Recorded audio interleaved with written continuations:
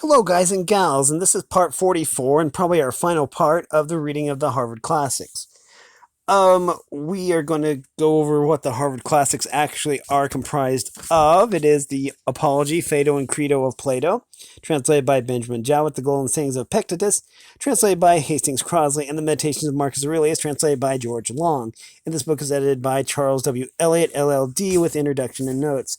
We'll go over the copyright information, which should be on your screen right now. It says copyright 1980, 1937, and 1907 by Grolier Enterprises Corporation, manufactured in the United States. We've been reading the philosophy of Antoninus.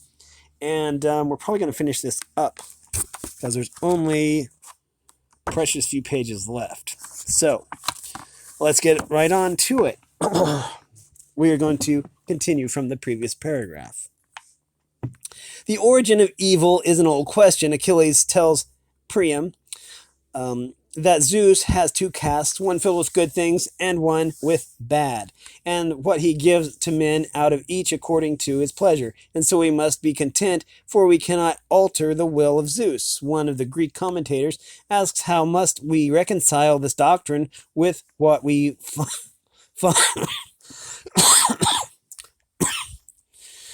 with what we find in the first book of the Odyssey, where the king of the gods says, men say that evil comes to them from us, but they bring it on themselves through their own folly. The answer is plain enough even to the Greek commentator. The poets may make both Achilles and Zeus speak appropriately to their several characters. Indeed, Zeus says plainly that men do attribute their suffering to the gods, but they do it falsely, for they are the cause of their own sorrows. Epictetus, in his Enchiridion, makes short work of the question of evil. He says, as a mark is not set up for the purpose of missing it, so neither does the nature of evil exist in the universe. This will appear obscure enough to those who are not acquainted with Epictetus, but he always knows what he's talking about. We do not set up a mark in order to miss it, though we may miss it. God, whose existence Epictetus assumes, has not ordered all things so that his purpose shall fail. Whatever there may be of what we call evil, the nature of evil, as he expresses it, does not exist. That is, evil is not a part of the constitution of nature of things. If there were a principle of evil in the constitution of things, evil would no longer be evil, as Simplicius argues, but evil would be good. Simplicius has a long and curious discourse on this text of Epictetus, and it is amusing and instructive. One passage more will conclude this matter. It contains all that the emperor could say. To go from among men, if there are gods, is not a thing to be afraid of, for the gods will not involve thee in evil. But if indeed they do not exist, or if they have no concern about human affairs, what is it to me to live in a universe devoid of gods or devoid of providence? But in truth, they do exist, and they do care for human beings, and they have put all the means in man's power to enable them not to fall into real evils. And as to the rest, if there was anything evil, they would have provided for this also, that it should be altogether in a man's power not to fall into it. But that which does not make a man worse, how can it make a man's life worse? But neither through ignorance nor having the knowledge, but not the power to guard against or correct these things, it is possible that the nature of the universe has overlooked them. Nor is it possible that it has made so great a mistake either through want of power or want of skill, that good and evil should happen indiscriminately to the good and the bad. But death certainly and life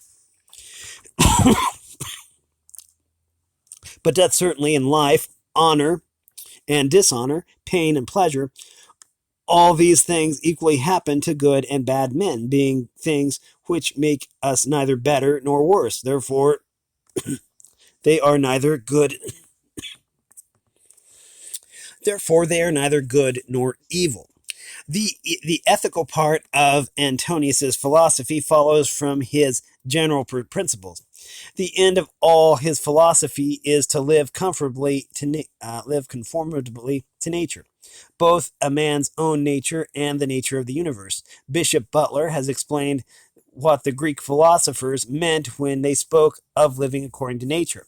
And he says that when it is explained as he has explained it, and as they understood it, it is a manner of speaking not loose and undeterminate, but clear and distinct, strictly just and true. To live according to nature is to live according to a man's whole nature, not according to a part of it, and to reverence the divinity within him as the governor of all his actions. To the rational animal, the same act is according to nature and according to reason. That which is done contrary to reason is also an act contrary to nature, to the whole nature, though it is certainly conformable to some part of man's nature, or it could not be done. Man is made for action, not for idleness or pleasure, as plants and animals do and uses of their nature, so man must do his. Man must also live conformably to the universal nature, conformably to the nature of all things, of which he is one. And as a citizen of a political community, he must direct his life and actions with reference to those among whom and for whom, among other purposes, he lives. A man must not retire into solitude and cut himself off from his fellow men. He must be ever active to do his part in the great whole. As men are his kin, not only in blood, but still more by participating in the same intelligence and by being a portion of the same divinity. A man cannot really be injured by his brethren, for no act of theirs can make him bad, and he must not be angry with them nor hate them. For we are made for cooperation, like feet, like hands, like eyelids, like the rows of the upper and lower teeth, to act against one another, then a contrary, then, to act against one another then is contrary to nature, and is acting against one another to be vexed and to turn away. Further, he says, take pleasure in one thing and rest in it, in passing from one social act to another social act, thinking of God. Again, love mankind, follow God. It is the characteristic of the rational soul for a man to love his neighbor. Antonius teaches in various passages the forgiveness of injuries, and we know that he also practiced what he taught. Bishop Butler remarks that the divine precept to forgive injuries and to love our enemies, though to be met with the Gentile moralists, yet is in a peculiar sense a precept of Christianity, as our Savior has insisted more upon it than on any other single virtue. The practice of this precept is the most difficult of all virtues. Antonius often enforces it and gives us aid towards following it. When we are injured, we feel angry and we feel anger and resentment, and the feeling is natural, just, and useful for the conservation of society. It is useful that wrongdoers should feel the natural consequences of their actions, among which it is uh, disapprobation of society and the resentment of him who is wronged. But revenge is but revenge in the proper sense of the word must not be practiced. The best way of avenging thyself, says the emperor, is not to become like the wrongdoer. It is plain by this that he does not mean that we would in any case practice revenge, but he's saying to those who talk of revenging wrongs, but not like him who has done the wrongs, Socrates in the Crito says the same in other words. And St. Paul, when a man has done any wrong, immediately consider with what opinion about good or evil he has done wrong. For when thou hast seen this, thou wilt pity him, and wilt neither wonder nor be angry. Antonius would not deny the wrong naturally produced. Oh, sorry. Antonius would not deny that wrong naturally produces the feeling of anger and resentment. For this is implied by the recommendation to reflect on the nature of the man's mind who has done the wrong. And then you will have pity instead of resentment. And so it comes to the same as St. Peter's advice to be angry and sin not, which, as Butler would explain it, is not a recommendation to be angry, which nobody needs, for anger is a natural passion, a natural passion, but it is a warning against allowing anger to lead us into sin. In short, the emperor's doctrine about wrongful acts is this: wrongdoers do not know what good and bad are. They offend out of ignorance, and in the sense of the Stoics, this is true, though this kind of ignorance will never be admitted as a legal excuse and ought not to be admitted as a full excuse in any way by society. There may be grievous injuries, such as it is in a man's power to forgive without harm to society, and if he forgives because he sees that his enemies know not what they do, he is acting in the spirit of the sublime prayer. Father, forgive them, for they know not what they do. The emperor's moral philosophy was not a feeble, narrow system which teaches a man to look directly to his own happiness, though a man's happiness or tranquility is indirectly promoted by living as he ought to do. A man must live conformably to the universal nature, which means, as the emperor explains it in many passages, that a man's actions must be conformable to his true relations to all other human beings, both as a citizen of a political community and as a member of the whole human family. This implies that he often expresses it in the most forceful language that a man's words and actions, so far as they affect others, must be measured by a fixed rule, which is their consistency and the conservation and the interests of the particular society of which he is a member, and of the whole human race. To live conformably to such a rule, a man must use his rational faculties in order to discern clearly the consequences and full effect of all his actions, and of the actions of others. He must not live a life of contemplation and reflection only, though he must often retire within himself to calm and purify his soul by thoughts. But he must mingle in the work of man and be a fellow laborer of the general good. A man should have an object or purpose in life, and he may direct all his energies to it. Of course, a good object. He who has not one object or purpose in life cannot be one and the same all through his life.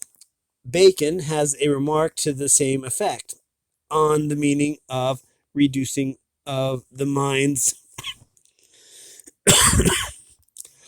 Bacon has a remark to the same effect on the best means of quote unquote reducing of the mind unto virtue and good estate, which is the electing and propounding into a man's self-good and virtuous ends of his life, such as many such as may be in a reasonable sort within his compass to attain. He is a happy man who has been wise enough to do this when he was young and has had the opportunities. But the emperor, seeing well that a man cannot always be so wise in his youth, encourages himself to do it when he can, and not to let um, uh, here it is, and not to let his life slip away before he has begun. He who can propose to himself good and virtuous ends of life and be true to them cannot fail to live conformably to his own interests and the universal interest. For in the nature of things they are one. If a thing is not good for the hive, it is not good for the bee. One passage may end this matter. If the gods have determined about me and about the things which must happen to me, and have determined well, for it is not easy even to imagine a deity without forethought, and as to doing me harm, why should they have any desire towards that? For what advantage would result to them from this or to the whole, which is the special object of their providence?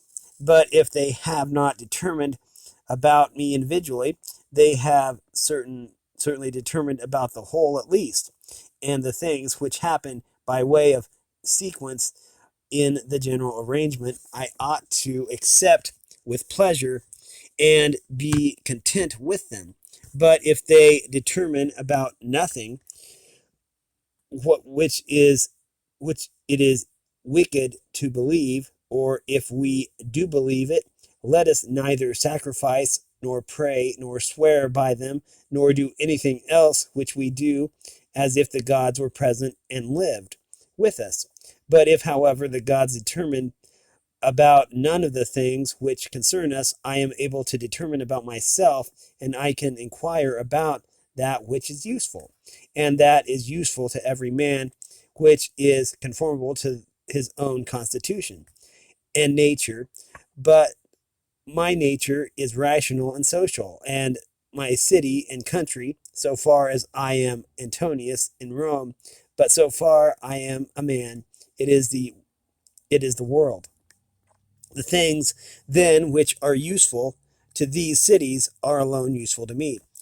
I would be tedious, it would be tedious, and it is not necessary to state the emperor's opinions on all the ways in which a man may profitably use his understanding towards perfecting himself in practical virtue. The passage to this purpose are in all parts of this book, but as they are in no order or connection, a man may use the book a long time before he will find out all that is in it. A few words may be added here. If we analyze all other things, we find how insufficiently or how insufficient they are for human life, and how truly worthless many of them are. Virtue alone is indivisible, one, and perfectly satisfying. The notion of virtue cannot be considered vague or unsettled, because a man may find it difficult to explain the notion fully to himself, or to expound it to others in such a way as to prevent cavilling. Virtue is a whole, and no more consists of parts than a man's intelligence does. And yet we speak of various intellectual faculties as a convenient way of expressing the various powers which man's intellect shows by his works. In the same way we may speak of various virtues or parts of virtue in a practical sense, for the purpose of showing what practical virtues we ought to practice in order to exercise of the whole of virtue. That is, as much as man man's nature is capable of. The prime principle of man's constitution is social. The next in order is not to yield to the persuasions of the body when they are not conformable to the rational principle, which must govern. The third is freedom from error and from deception. Let then the ruling principle holding fast to these things go straight on, and it has what is its own. The emperor selects justice as the virtue which is the basis of all the rest, and this has been said long before his time. It is true that all people have some notion of what is meant by justice as a disposition of the mind, and some notion about acting in conformity to this disposition. Um, but experience shows that men's notions about justice are as confused as their actions and inconsistent with the true notion of justice. The emperor's notion of justice is clear enough, but not practical enough for all mankind. Let there be freedom from perturbation with respect to the things which come from the external cause, and let there be justice in the things done by virtue of the internal cause. That is, let there be movement and action terminating in social acts, for this is according to thy nature. In another place, he says that he who acts unjustly acts impiously, which follows, of course, from all that he says in various places. He insists on the practice of truth as a virtue and as a means of virtue, which no doubt it is, for lying even in indifferent things weakens the understanding, and lying maliciously is as great a moral offense as a man can be guilty of, viewed both as showing a habitual disposition and viewed with respect to consequences. He couples the notion of justice with action. A man must not pride himself on having some fine notion of justice in his head, but he must exhibit his justice in act, like St. James's notion of faith. But this is enough. The Stoics and Antoninus among them call some things beautiful, and some ugly, and as they are beautiful, so they are good, and as they are ugly, they are evil or bad. All these things, good and evil, are in our power. Absolutely, some of the stricter Stoics would say, in a manner only, as those who would not depart altogether from common sense would say. Practically, they are to a great degree in the power of some persons and in some circumstances, but it is a small degree only in other persons and in other circumstances. The Stoics maintain man's free will as to the things which are in his power. For as to the things which are out of his power, free will terminating in action is of course excluded by the very terms of the expression. I hardly know if we can discover exactly Antonius's notion of the free will of man, nor is the question worth the inquiry. What he does mean and does say is intelligible. All the things which are not in our power are indifferent and are neither good nor bad morally, such as life, health, wealth, power, disease, poverty, and death.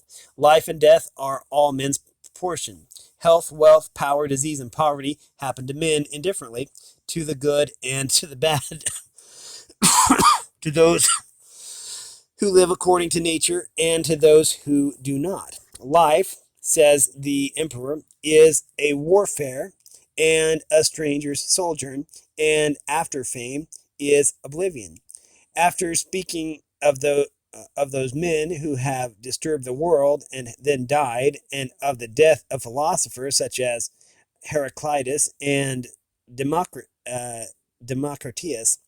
who was destroyed by lice, and of Socrates, whose other lice, his enemies, destroyed, he says, what means all this? Thou hast embarked, thou hast made the voyage, thou art come to shore. Get out. If indeed to another life there is no want of gods, not even there. But if to a state without sensation, thou wilt cease to be held by the pains and pleasures, and to be a slave to the vessel, which is as much inferior as that which serves it is superior. For the one is intelligence and deity, and the other is earth and corruption. It is not death that a man should fear, but he should fear never beginning to live according to nature. Every man should live in such a way as to discharge his duty and to trouble himself about nothing else. He should live such a life that he shall always be ready for death, and shall depart content when the summons comes. For what is death? A cessation of the impressions through the senses, and of the pulling of the strings which moves the appetites, and of the discursive movements of the thoughts, and of the service to the flesh. Death is such as generation is a mystery of nature. In another passage, the exact meaning of which is perhaps doubtful, he speaks of the child which leaves the womb, and so he says the soul at death leaves its envelope, as the child is born comes into life after leaving the womb. So the soul may on leaving the body pass on to another existence which is perfect. I am not sure if this is the emperor's meaning. Butler compares it with a passage in Strabo about the Brahman's notion of death being the birth into real life and a happy life to those who have philosophized, and he thinks that Antoninus may allude to this opinion. Antoninus' opinion of a future life is nowhere clearly expressed. His doctrine of the nature of the soul is of necessity implies that it does not perish absolutely, for a portion of the divinity cannot perish. The opinion is at least as old as the time of Epicharmus and Euripides. Which comes from earth goes back to earth, and what comes from heaven, the divinity returns to him who gave it. But I find nothing clear in Antonius as to the notion of the man existing after death, so as to be conscious of his sameness with that soul which occupied his vessel of clay. He seems to be perplexed on this matter, and finally to have rested in this, that God or the gods will do whatever is best and consistent with the university of things. Nor, I think, does he speak conclusively on another Stoic doctrine, which some Stoics practiced, and anticipating the regular course of nature by a man's own act.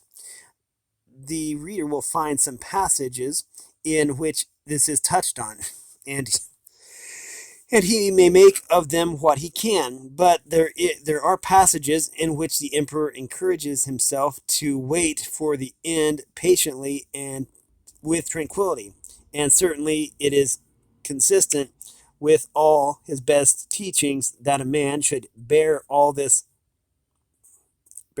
falls to his lot and do useful acts as long as he lives. He should not, therefore, abridge the time of his usefulness by his own act. Whether he contemplates any possible causes, whether he perpetuates, I lost my place. He should not, therefore, abridge. Okay, sorry. I lost my place. Okay, I believe. Okay, wait here. Whether he contemplates any possible cases in which a man would die by his own hand, I cannot tell, and the matter is not worth a curious inquiry, for I believe it would not lead to any certain result as to his opinion on this point. I do not think that Antonius, who never mentions Seneca, though he must have known all about him, would have agreed with Seneca when he gives as a reason for his suicide that the eternal law, whatever he means, has made nothing better for us than this, that it has given us only one way of entering into life and many ways of going out with it. The ways of going out, indeed, are many, and that it is a good reason for a man taking care of himself. Happiness was not the direct object of a Stoic's life. There is no rule of life contained in the precept that a man should pursue his own happiness. Many men think that they are seeking happiness when they are only seeking the gratification of some particular passion, the strongest that they have. The end of a man is, as already explained, to live conformably to nature, and he will thus obtain happiness, tranquility of mind, and contentment. As a means of living conformably to nature, he must study the four chief virtues, each of which has its proper sphere: wisdom, or the knowledge of good and evil; justice, or the giving of every man his due; fortitude, or the enduring of labor and pain; and temperance, which is moderation in all things.